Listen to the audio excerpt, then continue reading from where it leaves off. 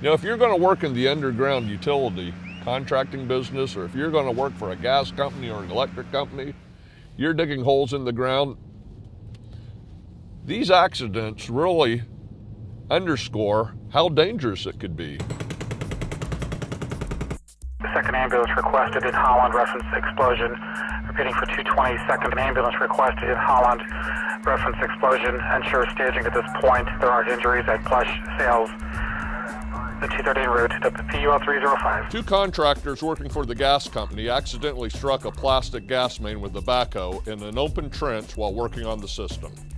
The man who was in the trench at the time of the line strike was burned.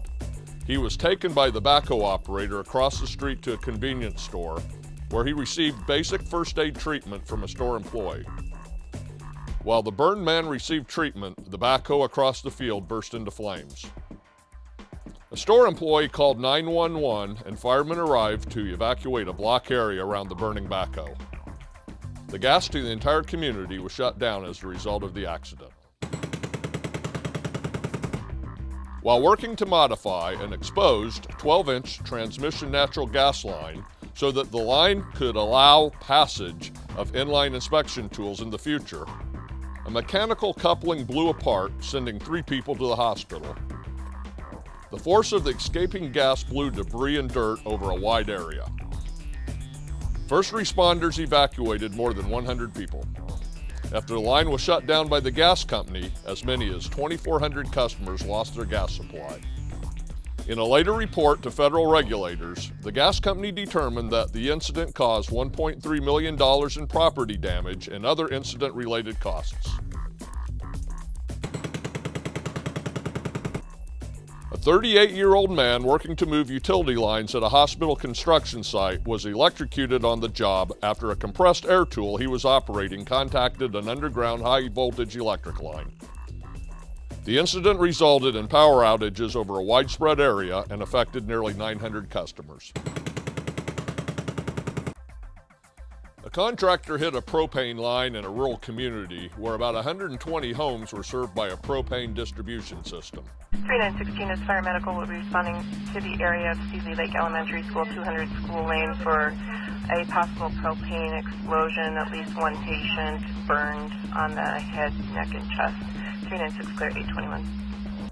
According to a source at the local paper, the contractor had twice requested locates and the propane company had twice located their lines in the dig area. But the line that was struck was not identified either time. As workers from the propane company were attempting to fix the leak, an explosion occurred and the resulting fire burned 2 men, one seriously enough to be transported to a burn unit in Seattle. The man who worked for the propane company in Sealy Lake, trying to fix that propane line leak, the last thing he expected was to be involved in an explosion, but that's exactly what happened. The U.S. Department of Labor estimates that there are 558,000 people employed in the electric, natural gas, and public works construction and maintenance business. If you hit a gas line, if there's any leakage, any spill of a hazardous material, you have to call 911. It's your duty as an excavator. It's your responsibility. Your duty to contact 911 extends beyond hit gas lines. Emergency responders play pivotal roles in protecting the public following other types of line strikes as well.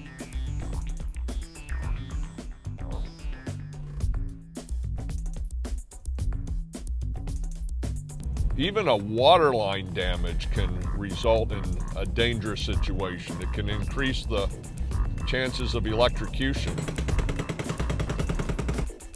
If your career transitions from underground utility work to other types of construction, digging dangers still lurk below the surface. I have no doubt that every gas utility in the country trains its people about the dangers of gas. Why is somebody inside a house when the gas company doesn't know where the gas has gone? It's a great question. I believe sometimes what happens is the workers get tunnel vision. What they're trying to do is find and fix the leak. I suspect had 911 been called by the contractor or the gas company that the first responders would have arrived within minutes. When you look in the rearview mirror at what caused past digging accidents, you come away with a clear understanding that these things could happen to you. Topeka, the situation was regarded as an immediate hazard by the serviceman, without a doubt. The bad thing's not the hole in the pipe, but where has the gas gone? Even the gas company wasn't aware of where the gas had gone at the time of the explosion. First responders getting to the scene immediately with more numbers, more people being able to respond.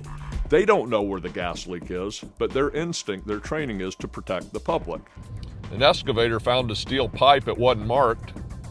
He assumed it was dead, so they put the bucket of the excavator on it to push it down to break it apart, and all of a sudden gas started spewing.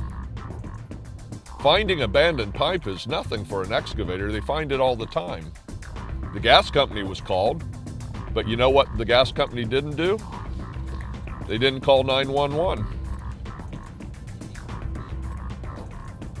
There were some people injured, and it makes you wonder, had first responders been out there, would those injuries have been avoided?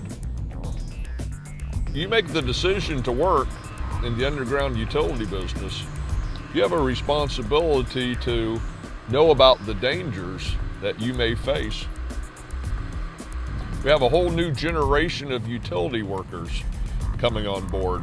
What kind of dangers exist today for workers of underground utilities that might not have existed for the generation before you?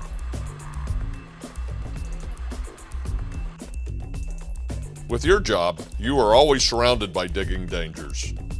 When things go wrong, the public is exposed to these dangers. A call to 911 may be the difference between life and death.